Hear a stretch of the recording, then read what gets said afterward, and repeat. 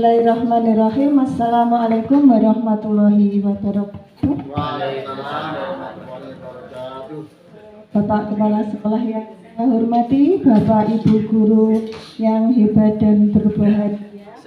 Perkenalkan, saya Yundari, calon guru penggerak angkatan ke-7 dari SMPN 1 Miris Ragen.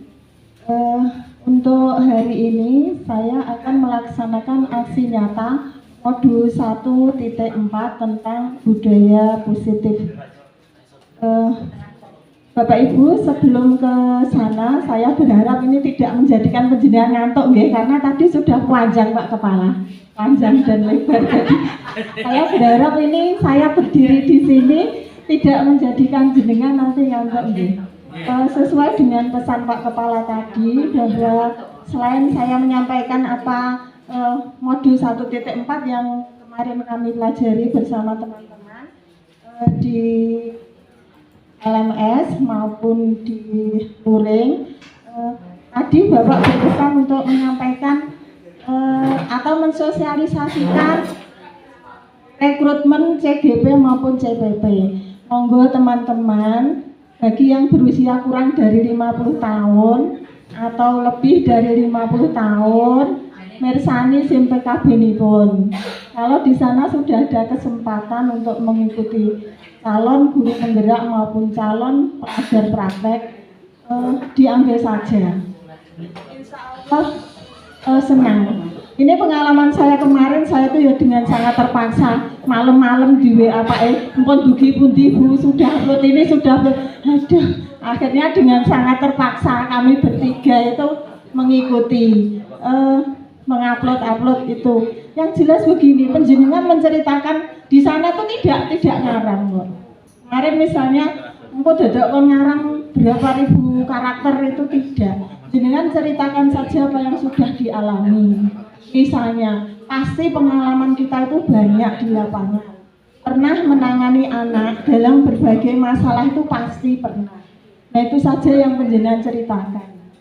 Karena di sana yang ditanyakan di CV itu pengalaman penjenengan ketika menangani anak, pengalaman penjenengan ketika berorganisasi. Organisasi itu tidak harus yang besar. Misalnya di RT juga ada. Penjenengan pasti juga anggota RT atau anggota komunitas apapun di masyarakat itu bisa penjenengan ceritakan di sana. Oke. Itu. Terus insya Allah setelah mengikuti, awalnya saya juga merasa tersesat di dunia itu. Karena ketemu dengan orang-orang hebat semua. Ketika cerita pengalaman ini loh kok wabeh dua prestasi yang wow, yang luar biasa. Saya tingkat provinsi, saya tuh aduh, saya langsung meleret. Karena saya tidak punya prestasi apa-apa. Jadi tetapi setelah bergaul lama, ternyata baik-baik semua saling mendukung. Dan setelah mempelajari materinya, insya Allah nanti kita seperti disadarkan. Makatan Bapak Ibu, kita di sini sampai umur sekian ini, artinya di SMP ini sampai umur sekian ini, artinya garis tangan kita itu sudah dimaske, ditakdirke sama Allah untuk menjadi guru, untuk menjadi pendidik. Jangan sampai nanti karena kekurang pengetahuan kita nanti banyak berhutang kepada siswa. Artinya hutang pengajaran. Karena setelah mempelajari di dalamnya tuh saya seperti mak jelek. Selama ini saya tuh bukan guru yang baik. Setelah mempelajari apa yang disampaikan oleh Bapak Ki Hajar Dewantara, salah satunya itu adalah kita sebagai guru itu tidak hanya mengajar saja, tetapi juga mendidik. Mengajar dan mendidik itu dua hal yang berbeda Bapak Ibu. Benten apa mboten? Mengajar dan mendidik. Benten. Kalau selama ini saya merasa saya selama ini hanya mengajar, artinya setiap masuk setiap sekolah itu saya akan menggugurkan kewajiban saya untuk menyampaikan target kurikulum. Sak semester ini materinya neng 6 bab. Ya aku menyampaikan materinya saja. Artinya tidak menempatkan siswa saya itu sebagai visi saya. Yang tahu penjenengan itu jadi pendidik apa pengajar itu ada di lubuk hati penjenengan semua. Selama ini apakah saya menempatkan murid saya itu sebagai visi saya? Visi sekolah sudah jelas, setiap hari Senin dibacakan, tapi mungkin tidak menyentuh ke hati kita. Di sana dikatakan misalnya mewujudkan pembelajaran yang kreatif dan inovatif. Apakah selama ini kita sudah menjalankan itu? Apakah pembelajaran kita itu sudah kreatif dan inovatif? Kalau jujur ditanya, saya misalnya sebagai murid itu kabeh oke guru ki ngulangin jelei 2 jam loh. 2 jam kita mengajar, ini saya cerita pengalaman saya sendiri. 2 jam ngecopret baru kuwi wae tugas ngecopretnya. Kalau ditanya mungkin kalau mau jujur itu jelei. Jadi saya merasa itu sampai saat ini itu masih punya hutang pengajaran kepada Islam. Nah, ini semua nanti penjenengan bisa dapatkan pengetahuan-pengetahuan yang tidak bisa didapatkan di diklat yang lain itu kalau penjenengan ikut CGP atau CPP. Kalau CGP ya nanti jadi guru penggerak. Kalau PP nanti jadi pengajar praktek. Pengajar praktek itu ulang saya seperti kemarin ini pengajar praktek saya yang di tengah ini Bu Nur Hidayah ini. Beliau guru SD 3 Gemolong. SMP 2. Untuk fase saya Bapak Bambang itu beliau pengawas di Dinas Pendidikan Blitar. Ini saya nanti penjenengan kalau ikut akan ketemu dengan banyak orang yang baik insya Allah dan akan memotivasi kita. Jadi saya mohon untuk rekan-rekan yang punya kesempatan silahkan nanti mengikuti. Untuk angkatan 9 dan 10, angkatan 9 itu direkrut 20.000 guru. Angkatan 10 itu 55.000 guru satu Indonesia, jadi peluangnya sangat besar. Tidak harus yang sudah negeri, ini berlaku untuk ASN dan non ASN. Nanti Mas Pri juga mencoba ikut PP. Untuk tahap 1 nanti registrasi, terus pemberkasan, pengisian IC, mengunggah RPP, penilaian portofolio dan lain-lain. Untuk tahap 2 itu simulasi mengajar. Simulasi mengajar itu ya mengajar ning gak ning wonge. Saya kemarin cuma bermodal laptop saja, butoy. Ngajar sesuai yang diajarkan di kelas saja. Tidak usah sesuai yang biasa dilakukan saja.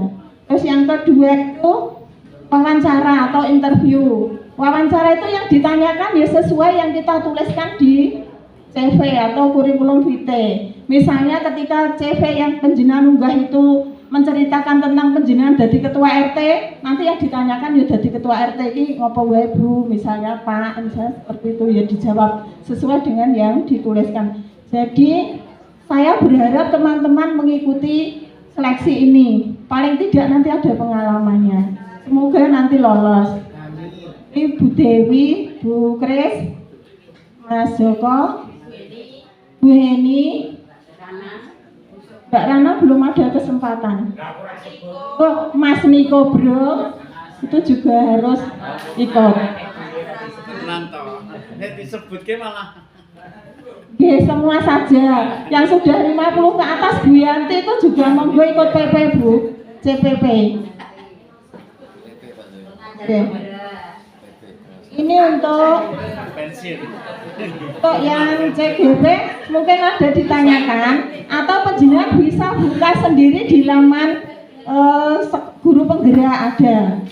Dengan ketik saja di browser itu sudah muncul sarannya apa, rekomendasinya apa itu sudah.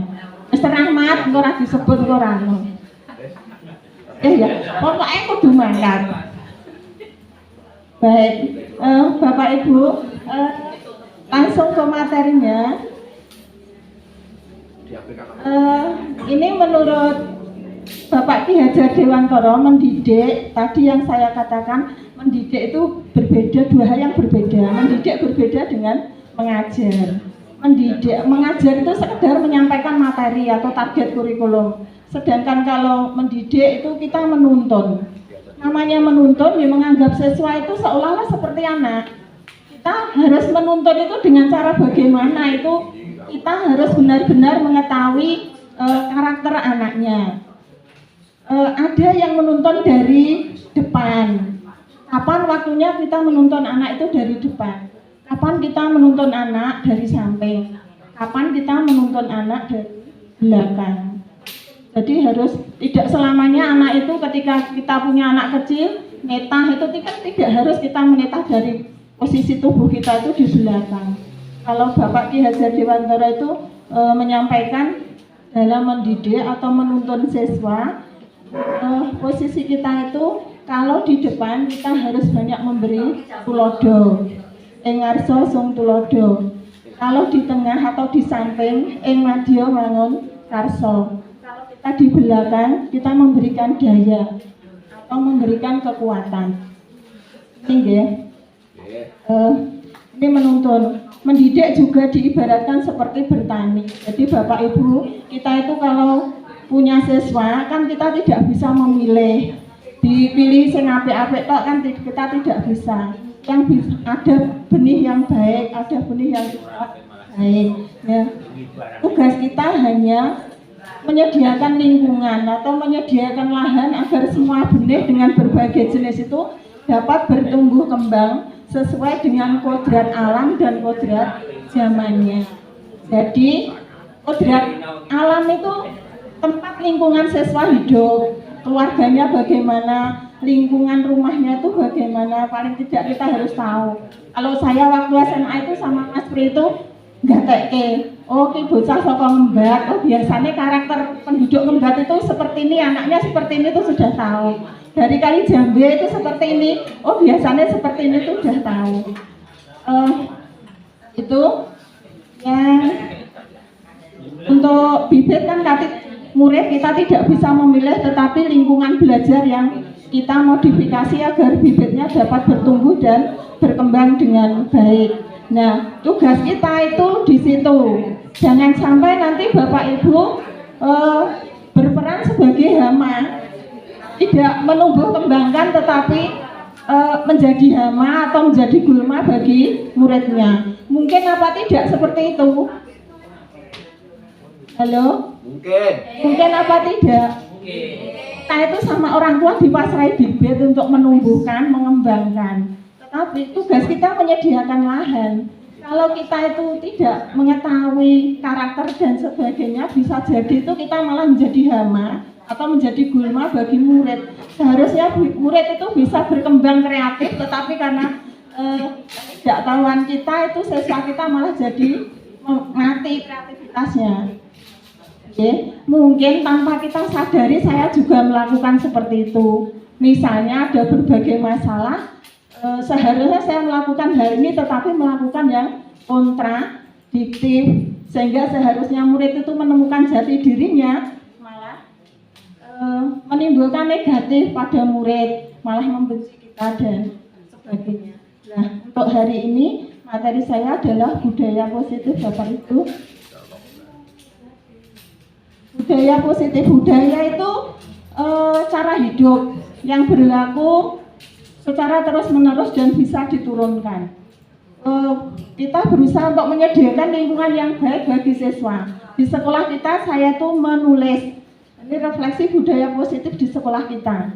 Untuk yang pertama upacara tiap hari Senin. Nanti penjenengan bisa menambah ya.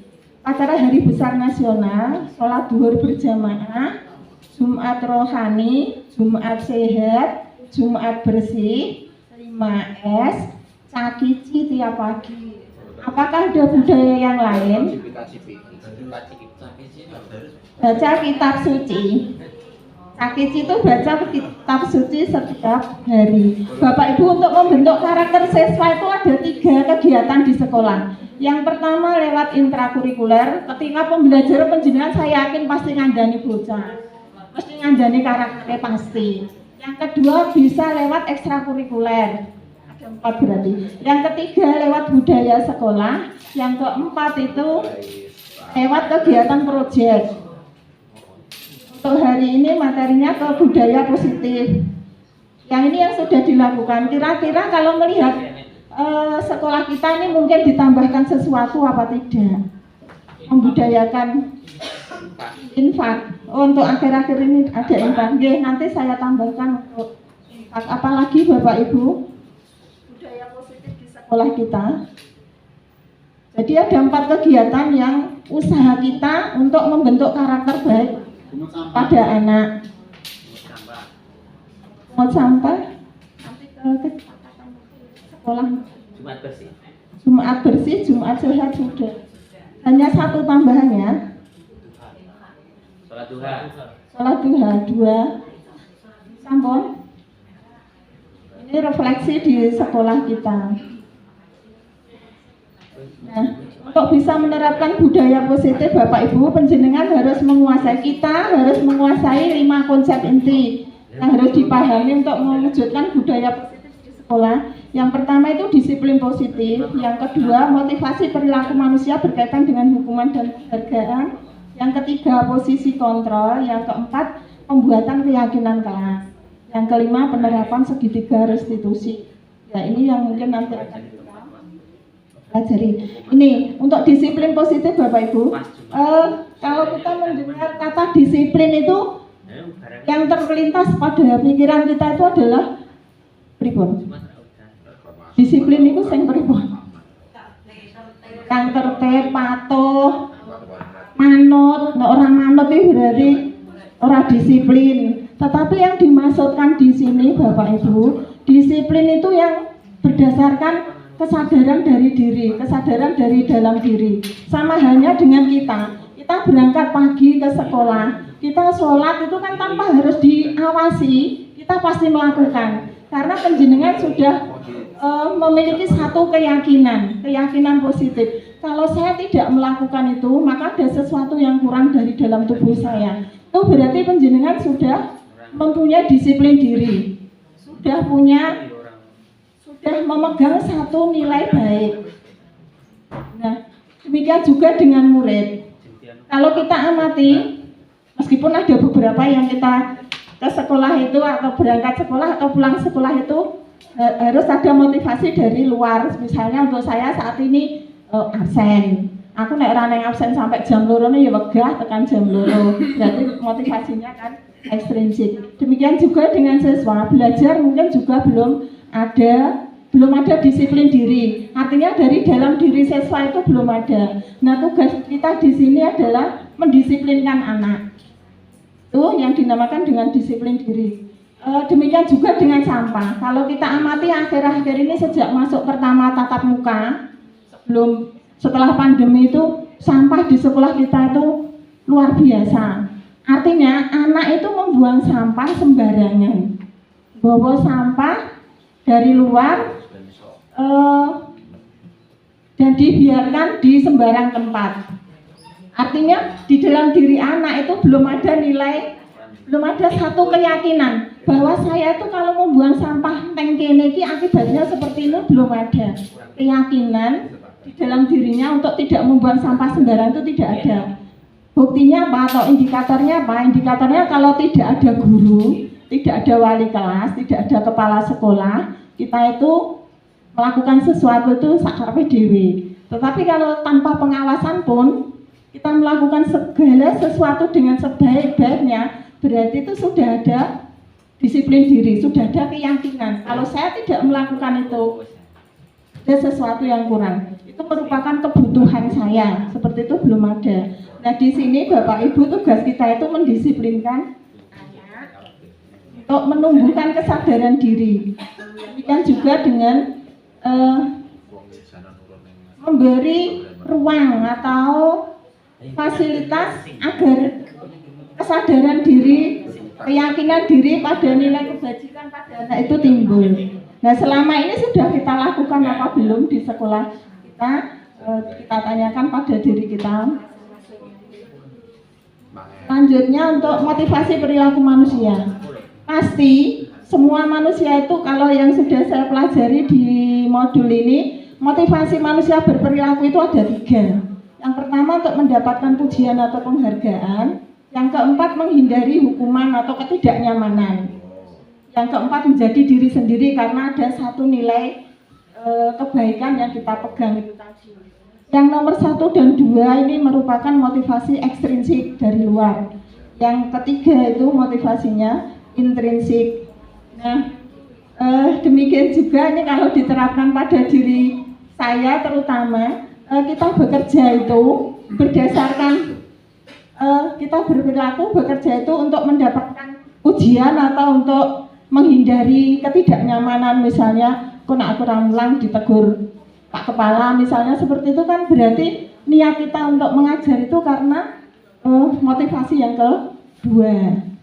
Kalau seperti itu yang kita lakukan nomor 1 dan nomor 2 itu pasti terasa berat. Tapi kalau didasarkan saya bekerja harus dengan sebaik-baiknya karena ini keyakinan saya, karena saya harus mengajar dengan sebaik-baiknya agar apa itu namanya nafkah yang saya terima itu biar benar-benar berkah, maka insya Allah kita bekerja itu rasa di hati itu ringan. Jadi tidak merasa tertekan, entah itu ada bapak kepala, entah itu ada teman atau tidak, itu tidak ada pengaruhnya. Nah, harapan kita juga bisa mengarahkan hal itu kepada siswa-siswa kita. Yang orang yang gurune, orang yang kepalanya pun, anak-anak juga tetap bisa menjaga mulutnya. Karena ini yang seperti apa ya? Seperti budaya. Ngomong elek, ngomong itu seperti budaya, itu tantangan berat buat kita. Membuang sampah sembarangan itu juga budaya yang harus kita ubah, karena mungkin 2 tahun tidak ditandani guru dan seterusnya, itu efeknya seperti ini. Tantangan yang berat buat kita semua, Bapak Ibu. Ini motivasi perilaku manusia. Kenapa kita harus tahu? Karena kalau siswa kita bermasalah tidak melakukan kebajikan di sekolah kita, artinya melanggar peraturan, kita bisa mengetahui motivasinya dulu. Misalnya tidak sengaja atau dibuat mainan oleh temannya. Jadi kalau ada masalah tidak langsung menghukum anaknya. Pada materi berikutnya nanti ada. Yang ketiga itu adalah ini yang tadi saya aturkan, menghindari, kita mendorong siswa untuk menjadi dirinya, memiliki keyakinan pada nilai-nilai yang baik. Nah, itu harus saya lakukan tanpa ada pengawasan. Kalau tidak saya lakukan, maka akan terjadi ketidakbaikan, akan mencelakakan diri sendiri maupun orang lain. Itu ada yang tidak disadari. Butoe boso ditakoni gur gojek kok Bu, padahal bisa jadi apa yang diomongkan, apa yang ditulis di WA itu bisa mencelakakan dirinya maupun orang lain. Yang kita hindari ini pemberian penghargaan yang atau hukuman yang berlebih. Maksudnya di kita ini kan penghargaan tidak setiap saat. Yang dimasukkan di tingkat bawah seperti di TK itu kan setiap hari ibu guru memberi bintang-bintang itu loh. Kalau tidak diberi seperti berlomba-lomba untuk mendapatkan bintang. Kalau bintangnya tidak diberikan satu hari itu, maka nanti motivasi siswanya akan menurun. Ini yang tidak diharapkan. Ini Bapak Ibu, untuk membentuk karakter siswa nanti ada 5 posisi kontrol yang penjenengan bisa ambil. Mungkin juga bisa jenengan tanyakan pada diri kita masing-masing. Apakah selama ini kita sebagai penghukum untuk siswa kita, apakah sebagai pembuat rasa bersalah, mergo kowe nek ora kowe ngene iki jadokno dan sebagainya, itu berarti kita membuat rasa bersalah siswa, dan itu tidak ada nilai kebaikannya untuk anak. Atau pemantau, kita punya catatan yang banyak tentang kesalahan-kesalahan anak, kita memberi apa tuh centang-centang lho kowe wis iki besok meneh berarti kurang ki awas kowe, misalnya seperti itu. Yang keempat sebagai teman, jadi memposisikan kontrol kita pada murid itu ada 5. Yang keempat itu menganggap siswa kita itu sebagai teman. Jadi kalau ada masalah itu kalimat dan gestur tubuhnya itu berbeda pada masing-masing posisi kontrol ini. Nah, penghukum ki awalnya wis nesu sik. Wis setane wis krungu kabar langsung krungu laporan langsung nesu sik. Itu berarti kita wis bersiap untuk menghukum. Kalau pembuat rasa bersalah ya sudah ada nilai-nilai negatif terhadap anak itu langsung seperti itu. Kalau sebagai teman ini masing-masing punya kelebihan dan kekurangan pada masing-masing posisi kontrol. Kalau sebagai teman biasanya kalau terlalu dekat nanti beberapa nilai itu akan apa ya, kurang begitu dihargai. Padahal menghargai orang lain itu termasuk salah satu nilai kebaikan. Jadi menganggap guru nanti sebagai teman terlalu dekat itu juga kurang baik. Yang paling baik adalah sebagai manajer. Manajer niku pripun apa seperti di perusahaan harus tidak Bapak Ibu untuk manajer. Ini mungkin ini sudah kita bisa biasa kita lakukan, tetapi kita tidak sadar kalau itu sebenarnya kita menjadikan manajer. Diri kita memposisikan diri sebagai manajer. Di manajer itu kita berbuat sesuatu bersama murid dan mempersilahkan murid mempertanggungjawabkan perilakunya, mendukung murid agar dapat menemukan solusi dan permasalahannya sendiri. Seorang manajer pasti telah memiliki kompetensi di posisi kontrol sebagai pemantau maupun sebagai teman. Jadi kalau manajer berarti sudah menguasai dua posisi kontrol yang lain.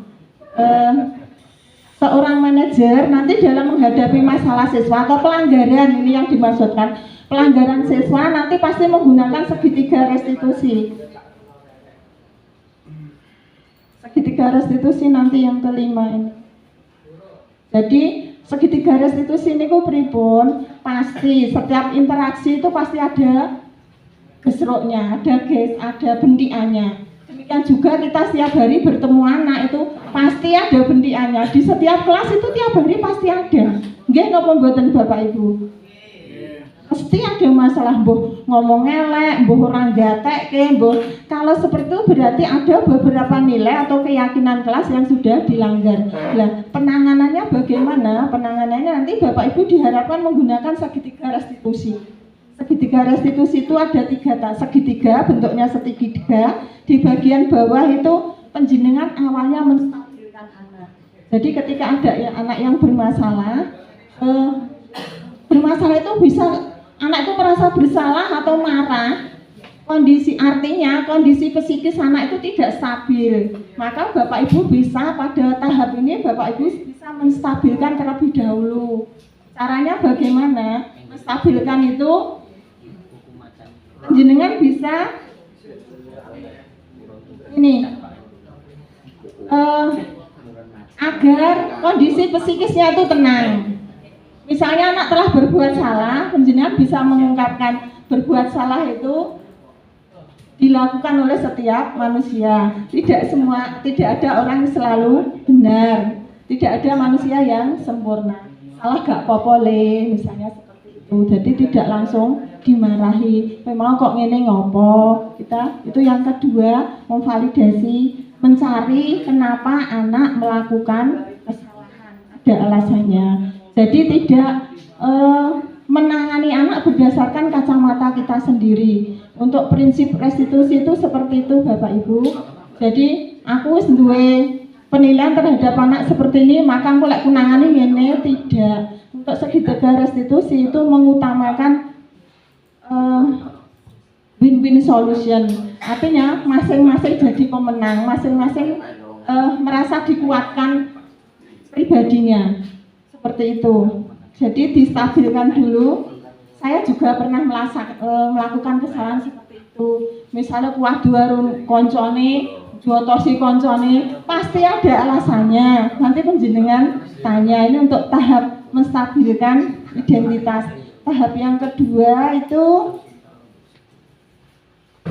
validasi tindakan yang salah. Setelah anak stabil, psikisnya stabil, nanti anak digiring agar menyadari bahwa apa yang dilakukan itu salah.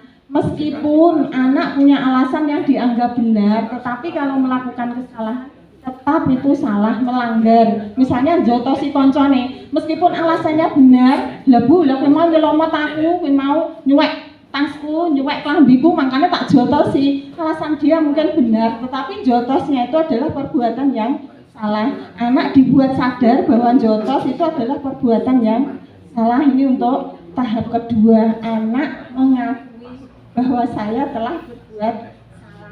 Tahap yang ketiga itu anak setelah itu baru ditanya apa ya, kalau itu seperti itu salah, kira-kira kowe iki pengen kaya apa to, pengen piye to, misalnya seperti itu. Ini di tahap ketiga. Jadi anak itu dilibatkan untuk menyelesaikan masalahnya, intinya seperti itu. Tidak awake dhewe sing ngomong terus, bocah jeketet meneng, nggih. Nah, itu kan kita tidak tahu proses psikis di bathuknya. Nggih jerone jebone tapi atine wanyel, kita tidak tahu. Nah, ini untuk mengurangi hal-hal seperti itu, penjenengan kalau ada masalah dengan siswa itu menggunakan segitiga restitusi. Anak diminta untuk mengutarakan pendapatnya terlebih dahulu, ceritake, kita menjadi pendengar, kita menjadi ini 3 hal. Untuk yang keempat tadi tentang keyakinan kelas. Saya yakin ini di sekolah kita karena sekolah penggerak kemarin itu di awal tahun ajaran pasti ada pembuatan keyakinan kelas ya. Bapak Ibu Wali di kelas sudah membuat keyakinan kelas ya. Oke, sama. Kesepakatan kelas itu nilai-nilai apa saja yang harus kita laksanakan. Itu sebaiknya kalimatnya itu yang singkat, padat, jelas, tidak banyak. Terus itu berlaku universal. Jadi berlaku untuk semua orang. Tidak berlaku untuk kelompok tertentu saja atau agama tertentu saja. Nanti mungkin bisa dilihat kembali kesepakatan kelasnya atau keyakinan kelasnya. Jadi itu Bapak Ibu untuk mewujudkan budaya positif di sekolah, paling tidak kita mengetahui kenapa anak-anak, misalnya ini ada banyak pelanggaran di sekolah kita mengetahui kenapa anak-anak berperilaku seperti itu. Apa ada kebutuhan dasarnya yang tidak terpenuhi. Misalnya anak-anak bermain bola di kelas, apakah kebutuhan dasarnya tidak terpenuhi? Kebutuhan dasar setiap manusia itu salah satunya kesenangan. Mau tidak mau kita akui di dalam diri kita itu ada sifat kekanaan. Buktinya apa? Awake dhewe seneng dolanan. Itu ya. Berarti mungkin kalau anak seneng dolanan dan sebagainya, kebutuhan anak tentang kesenangan itu tidak terpenuhi. Lah ngopo? Lah gurune bosen nih ora nyenengke, makanya aku dolanan dhewe. Maka dari itu mungkin ini untuk sebagai bahan introspeksi. Kalau 2 jam mengajar terus seperti itu mungkin ya kurang nyenengke tenanan. Kemarin saya buat restitusi, praktek restitusi dengan Mbak Koelin itu dengan anak juga seperti itu. Ngopo le kok dolanan tinta itu loh. Satu anak itu dolanan tinta, nyuntak, itu pengalaman pribadi. Saya tidak membuat karangan. Ya Mbak Koelin ya. Kowe pernah punya masalah dengan temanmu, pernah apa saya mintakan untuk ceritakan. Jadi saya enggak buat skripnya. Ya pengalaman nyatanya anak. Itu mutahke tinta neng meja kursine kancane. Lah ngapa le kak ngono tak tekoni. Lah bosen kok Bu, gurune jelehi. Seperti itu, maka mungkin sebagai bahan kita yang mulang kayak iso ki piye carane 2 jam ora krasa 2 jam. Cepet mentok Bu. Ini ada banyak aplikasi Bapak Ibu matematika, Pak Joko atau guru IPA atau guru yang lain itu di lab virtual rumah belajar itu sudah ada. Monggo siswanya dibawa ke, nanti penjenengan ketik di browser itu VLab Kemdikbud itu sudah muncul. Itu sudah beberapa mapel sudah ada. Kemarin saya sudah mencoba karena visi saya tuh mengajak anak untuk berpikir kreatif, bernalar kritis. Saya coba untuk praktek langsung dengan bahan itu ternyata wektune suwe terus tujuannya tidak tercapai. Kemarin saya coba untuk praktek virtual itu ternyata lebih mudah, lebih cepat dan anak senang. Jadi Bapak Ibu, saya di sini sebagai kepala lab juga, mungkin penjenengan bisa akses di lab komputer. Banyak lab virtual. Jadi nanti penjenengan bisa, IPS juga ada, matematika ada. Monggo nanti dimanfaatkan semaksimal mungkin agar pembelajaran kita itu menyenangkan. Misalnya seperti ini, anak-anak diberi kesempatan untuk membawa HP tetapi di sekolah tidak dimanfaatkan. Gurunya mulangnya tetap podo sing dhisik terus tidak memanfaatkan HP. Itu juga sebenarnya satu aset positif, satu aset besar yang tidak bisa kita manfaatkan. Penjenengan bisa membuat edugame sendiri juga. Nanti seperti itu ya.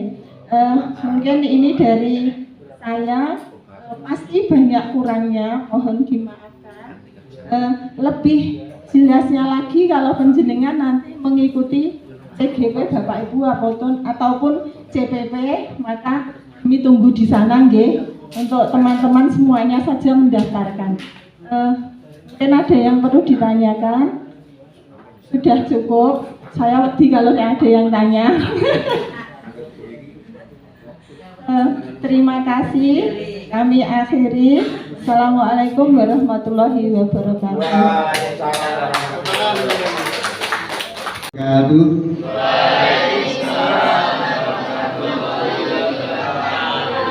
Selamat pagi anak-anak.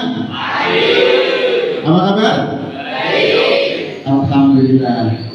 Anak sekalian, pada pagi hari ini kalian akan disampaikan tentang beberapa budaya positif yang diterapkan di SMP Negeri 1 Miri.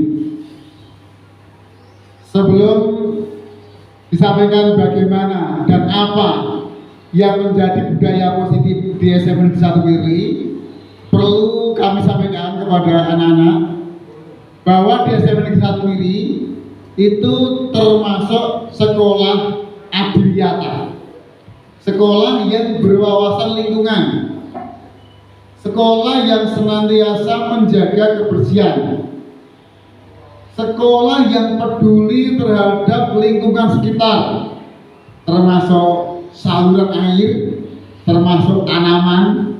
Maka apabila ada tanaman yang layu misalnya, sebagai siswa harus segera mungkin untuk apa? Menyiramnya. Apabila kalian melihat ada pot yang ambruk itu bagaimana? Sesegera mungkin dibetulkan, jangan didiamkan. Maka apabila ada pelaksanaan kegiatan di sekolah, di luar sekolah, harus berhati-hati. Jangan sampai lari, nabrak pot, ditinggalkan. Kemudian ada melihat sesuatu yang tidak pas, ada cuekan. Itu bukan budaya siswa-siswi sekolah adiliyata. Nah, sekarang ini kalian akan diajarkan budaya baik yang ada di sekolah. Apa itu? Nanti prosesnya akan dijelaskan oleh Ibu Yundari selaku narasumber. Maka dari itu untuk diikuti sebaik-baiknya. Kegiatan ini sangat mendukung pelaksanaan sekolah adiliyata. Mungkin kalian belum begitu tahu apa itu sekolah adiliyata. Karena apa? Kalian masuk di sini sudah masa pandemi ya. Nah, pada masa pandemi kita agak vakum. Apa itu adiliyata? Padahal dulu-dulu sebelumnya anak-anak itu sudah terbiasa dengan adiliyata. Jadi mengenal namanya itu apa, biopori. Mungkin kalian ketika berjalan ada lubang-lubang di tanah itu dulu yang mengurusi anak-anak. Itu biopori. Di situ pusatnya pupuk kompos. Dibuka lalu diambil untuk membuat pupuk pada tanaman-tanaman yang ada. Ada yang namanya greenhouse. Di sana Anda melihat mungkin kurang terurus karena kalian belum dibekali bagaimana mengelola greenhouse. Ada pula yang namanya komposter. Sampah dikelola dengan baik. Maka di bak sampah ada pemilahan. Ada sampah apa namanya? Organik, ada sampah anorganik. Maka kalian sebagai anak-anak di sekolah dilihat ketika membuang sampah tidak sembarang membuang di tempat sampah yang ada. Yang penting ada tempat sampah dibuang, tidak. Tapi pakai berpikir sampah yang Anda bawa itu apa? Plastik. Oh, ada plastik termasuk sampah organik apa anorganik? Anorganik. Kalau misalnya kalian membawa apa? Makanan sisa gitu dibuang, sampah apa itu namanya? Organik. Anda membawa atau melihat daun di sekitar, organik apa anorganik? Nah, untuk itu nanti kalian akan diajarkan bagaimana mengelola sampah yang ada di sekitar kita, dari sampah yang tadinya mungkin dipandang sebelah mata oleh sebagian orang, maka akan disulap menjadi sesuatu yang mempunyai nilai estetika yang tinggi. Estetika itu apa? Keindahan. Nilai seni, nilai keindahan. Kalau melihat sampah berserakan, senang nggak? Tentu tidak senang. Sampah itu dikelola menjadi sesuatu yang indah. Kalian bisa jadi selfie di depan yang sebenarnya itu adalah sampah. Selfie di depan sampah. Seperti itu, tapi sampahnya yang sudah sampah yang sudah dikelola. Bahkan sampah itu bisa menjadi mempunyai nilai ekonomis. Kalian siap menerima tantangan ini? Siap? Untuk itu selama 1 jam ke depan kalian akan dibimbing, diajak oleh Ibu Sundari untuk mengelola sampah. Seperti apa sampah yang tadinya mungkin dipandang sebelah mata menjadi sampah yang mempunyai nilai jual yang tinggi. Dari saya cukup, selamat mengikuti kepada Bu Sundari. Monggo waktu kami serahkan. Semoga ini membawa budaya positif yang ada di sekolah, sehingga sekolah kita mempunyai wajah baru dari perilaku anak yang mempunyai budaya positif. Kurang lebihnya maaf. Wassalamualaikum warahmatullahi wabarakatuh. Maaf ya.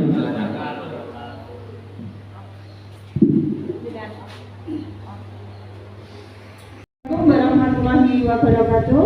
Waalaikumsalam warahmatullahi wabarakatuh. Sehat semua ya? Sehat. Tadi kamu habis jalan-jalan. Saya lihat ini kalian habis jalan-jalan pasti haus.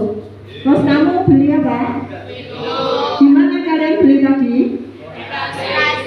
Di toko sekolah. Ada yang dari luar, ada yang jajan dari luar. Coba sekarang kalian perhatikan. Kalian tadi sudah beli minuman dari toko sekolah maupun dari tempat lain, dari kantin. Kamu bayangkan tempat minum yang kamu beli itu berasal dari mana? Berasal dari apa? Sudah kalian bawa ke itu? Nah, sekarang kalian perhatikan untuk sampah plastik. Kalau kalian setiap hari itu menghasilkan sampah plastik, kira-kira berapa satu bulan itu sampahnya akan jadi apa? Tetap jadi plastik toh. Artinya untuk sampah plastik itu memang sulit diurai. Bahkan di Indonesia itu merupakan penghasil sampah plastik kedua terbesar di dunia setelah Cina. Kenapa? Karena memang budaya di Indonesia itu P-nya gampang, cari gampangnya. Sementara budaya yang sudah diwariskan oleh nenek moyang kita itu sekarang ditinggalkan, banyak ditinggalkan. Kalau kalian lihat film dulu atau cerita mbah-mbah dulu, kalau ke pasar itu tidak seperti ibu kalian atau kita ketika kita ke pasar. Ketika ke pasar ibu kita itu selalu pakai seperti ini. Dulu loh, kalau mbah kita pakai tenggok yang terbuat dari apa? Senik, terbuat dari apa? Bambu. Itu awet dan ramah lingkungan. Kalau sekarang sudah jarang yang pakai senik atau tenggok. Sekarang pakainya seperti ini. Ini kemarin saya minta untuk bisa terurai secara alami, orang dibakar loh ya. Secara alami butuh 200 tahun minimal untuk bisa terurai. Banyak plastik yang tidak dikelola dengan baik. Terus usaha kita apa? Di sini saya di sekolah saya menawarkan apa yang dinamakan dengan ekobrik. Ada yang pernah mendengar atau melihat tulisan ekobrik? Ekobrik itu apa? Ekobrik. Briket. Briki apa briki? Briki bahasa Inggris kan? Bahasa Indonesia ini briki apa? Brik itu bata. Ekobrik nanti adalah bata yang ramah lingkungan karena memanfaatkan sampah yang ada di sekitar manusia. Ekobrik. Ekobrik itu apa? Ekobrik itu adalah botol plastik. Tadi kamu beli minuman dan tempatnya wadahnya plastik dong. Itu nanti akan kita gunakan untuk ekobrik. Caranya bagaimana? Contohnya seperti ini. Kamu biasanya punya kebiasaan minum masih separuh atau masih sedikit langsung dibuang. Nah besok tidak seperti itu. Karena besok akan kita manfaatkan untuk bumi yang lebih baik. Dengan cara seperti ini. Kita buat ekobrik, dibuat jadi bata buatan. Caranya bagaimana? Ini nanti kamu buat bersih. Kalau airnya bersih seperti ini, bukan air sirup, bukan air es dan sebagainya, bisa dimanfaatkan untuk menyiram tanaman sampai bersih. Kemudian tutup kembali. Terus setelah itu kamu kalau selain beli minuman juga beli jajanan. Misalnya jajanannya seperti ini. Pernah beli? Enak apa enggak? Seperti ini. Nah ini sampah bungkusnya ini jangan dibuang, tetapi nanti kita kumpulkan. Fungsinya untuk apa? Itu nanti kita padatkan, dimasukkan di botolnya ini yang sewarna. Sewarnanya podo dikumpulnya jadi siji. Terus dipadatkan tuh pakai kayu di tekan-tekan seperti itu.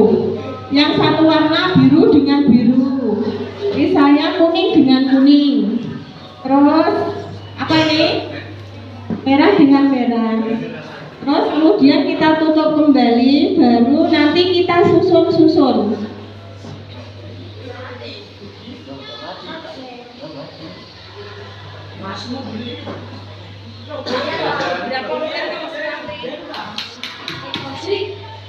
Jenenge apa lek mau? Ekobrik. Gawe botol plastik.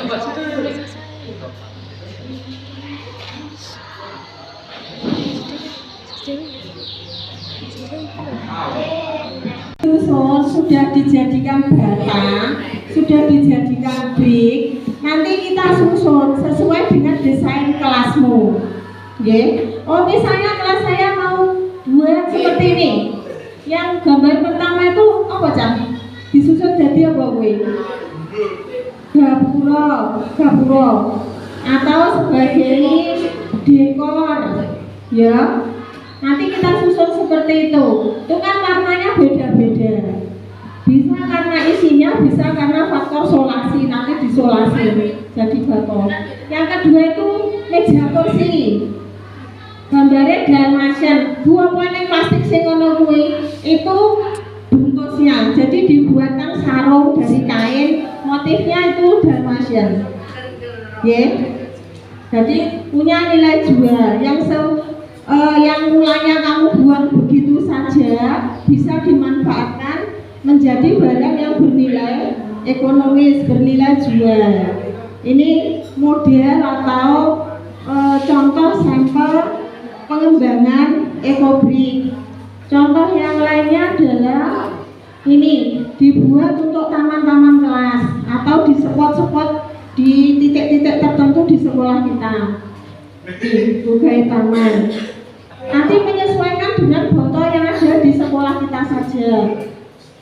Sampah yang ada di sekolah ini juga untuk desain taman. Terus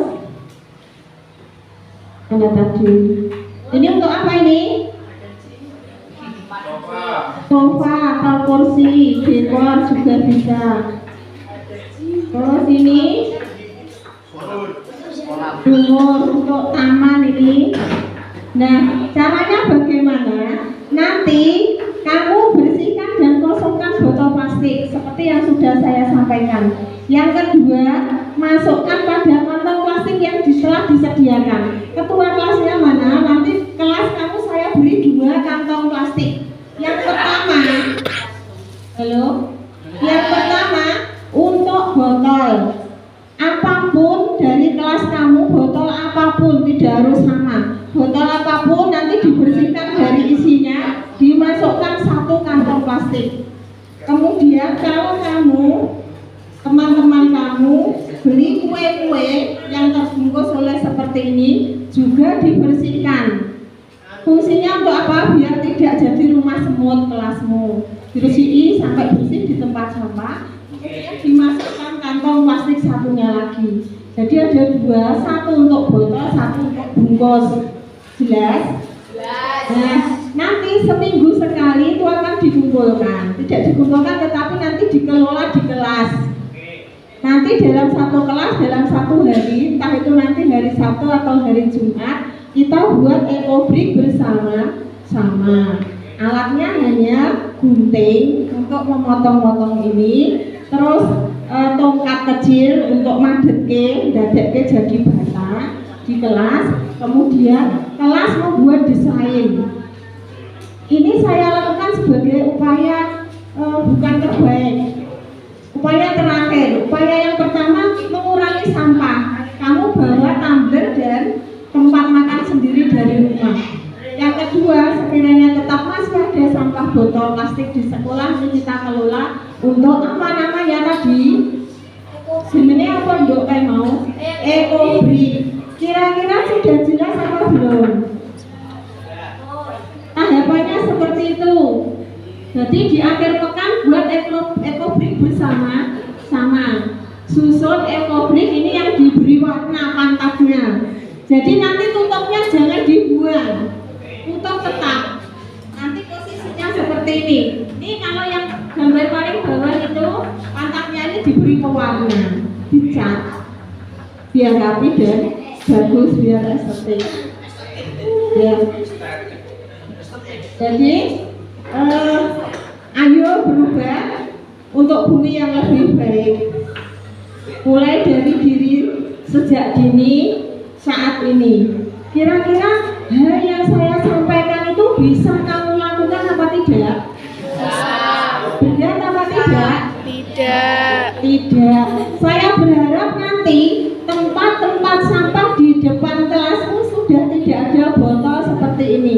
Mulai minggu depan sudah tidak ada botol-botol plastik. Kenapa? Karena botol plastiknya sudah dikelola di dalam kelas. Sudah jelas? Ada yang perlu ditanyakan? Ada yang perlu ditanyakan? Sudah jelas apa enggak tugasmu di apa durung? Tugasmu berarti apa Tinggo? Nomor 1 tugas apa? Mengurangi sampah. Engko matur wong tuane bawa tempat minum, bawa tempat makan. Ini saya menemukan ketika operasi tas kakak kelasku itu ada yang di tasnya itu ada tempat makan.